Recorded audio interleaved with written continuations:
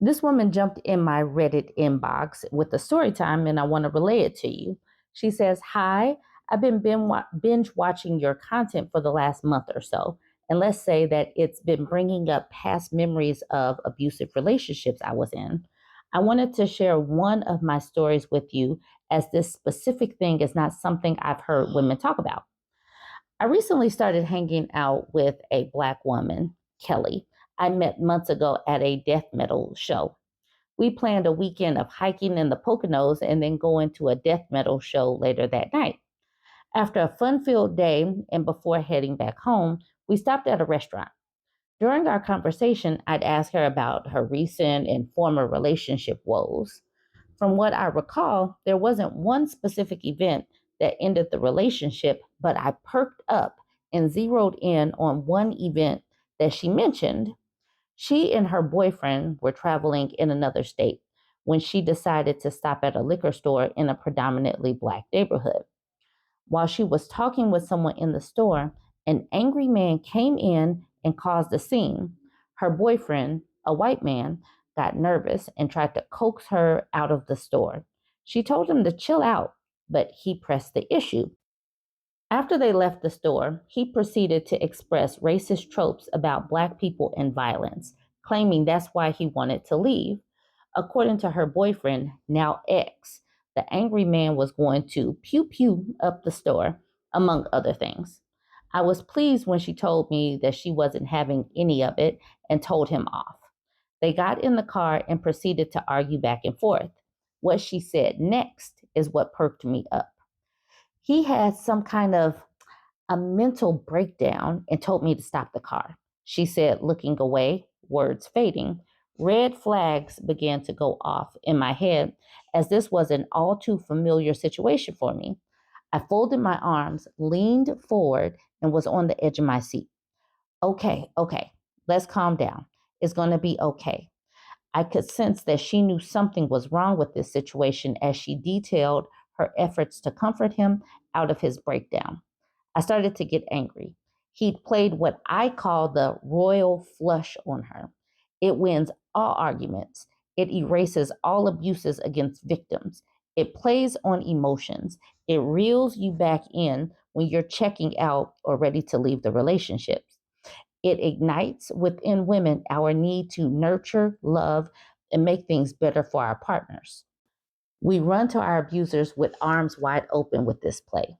Abusive men know this and they play this move well.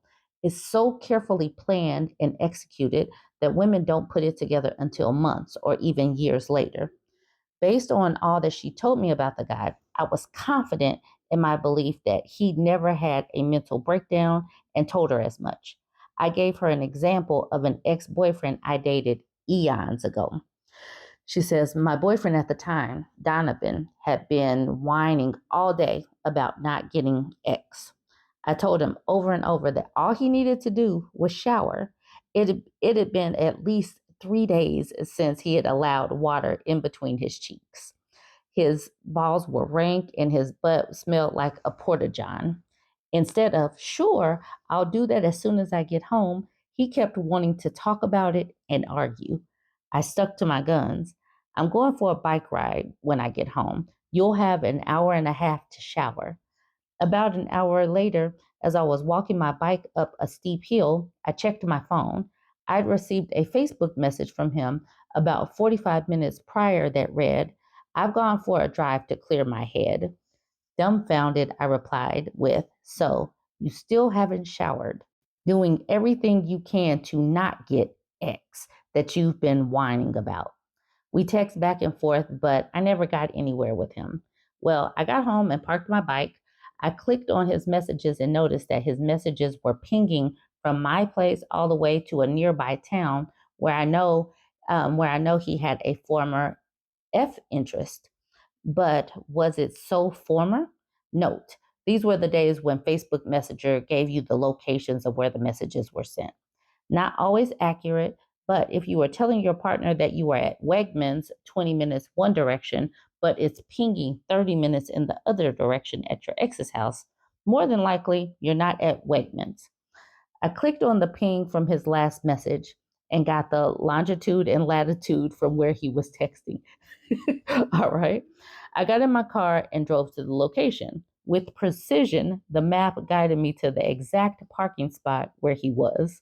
I saw his arm hanging out the driver's side window of a car I didn't recognize.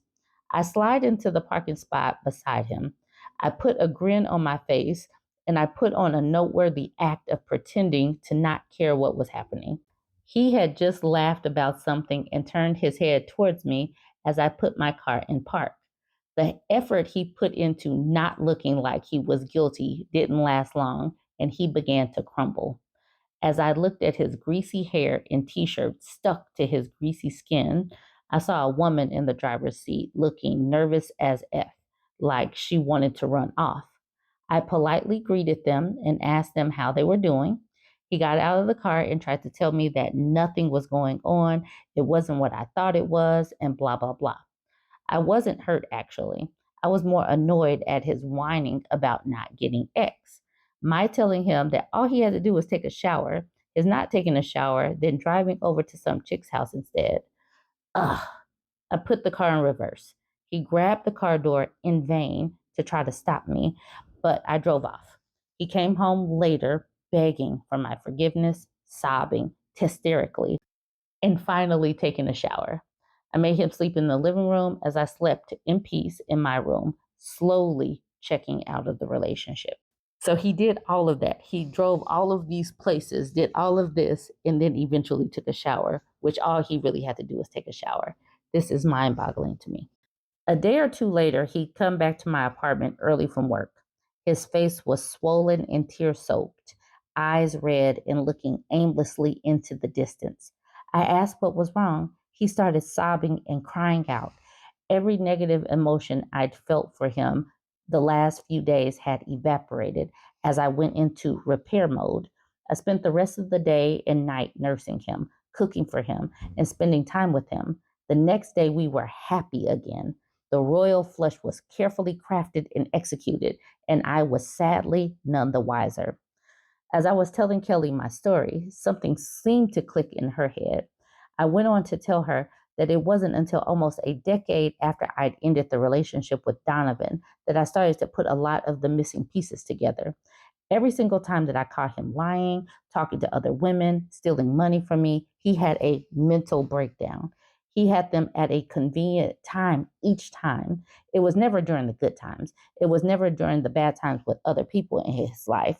It was only ever when I caught him doing something he had no business doing, or when he was trying to manipulate me into not doing something that I wanted to do, such as going to a concert I already had tickets for. I'm not here to tell women that every mental breakdown is a royal flush hand. What I'm saying is ask yourself, when are his breakdowns happening? What's the context? Do they only happen with me? Did we fight within so many days of his breakdown? Were we having X and enjoying each other's time when it happened? Is he seeking help for these mental breakdowns? Document them somewhere, start putting the pieces together, and create an exit strategy for either him or yourself if you have any doubts. Luckily, it was my apartment that he leached onto, so it was easy to kick him out. One last thing. The last mental breakdown came after I told him he had to get out. He left snot and tears on my nightgown as he clung onto me and slid down the floor like a toddler. LOL. But I was long gone by then. I just watched him on the floor, looking up at me, wailing about. For the first time since his psychological abuse began, I felt powerful. I knew it was manipulation and left him there on the floor to wail even louder as I went to my room and closed the door on him forever. I no longer felt anything for him. Happy sigh. Have you had any experience with this in your relationships? So that is very interesting. And that gives you some things to talk about. The royal flush, acting like you're having a mental breakdown so that the woman goes into fix it mode. I've never heard of this, but I figure that was something that we should have a conversation about. Did any of this click in your head as something that you have experienced? Go ahead, jump in the comments and let me know. Don't forget to like, comment, and share.